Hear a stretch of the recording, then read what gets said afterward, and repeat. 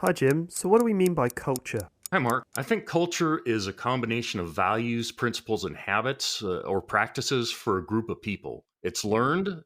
I think it can be changed or adapted, but only if the culture itself is open to learning and change. And I think for software development teams, culture can relate to how team collaborates, communicates, and supports one another in delivering their software. Can you share any examples? So, an organization that truly values feedback and diverse viewpoints, which implies a culture of trust and respect, that would be one.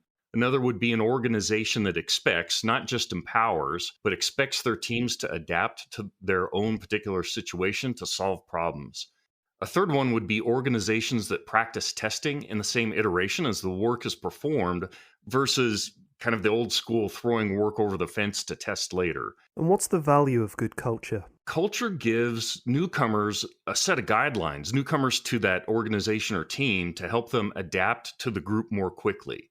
And I think that culture based on trust and safety can help that group move through some really difficult situations.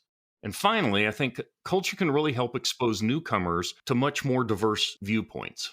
And are there pitfalls to consider? So, culture can definitely become dogmatic and inflexible. You can think of the not invented here mindset, or we've always done it this way. Similarly, I think that cultures can lead to a lack of diversity in thought practices and inclusion if they're not careful. And sometimes trying to deal with a very different culture can seem impossible.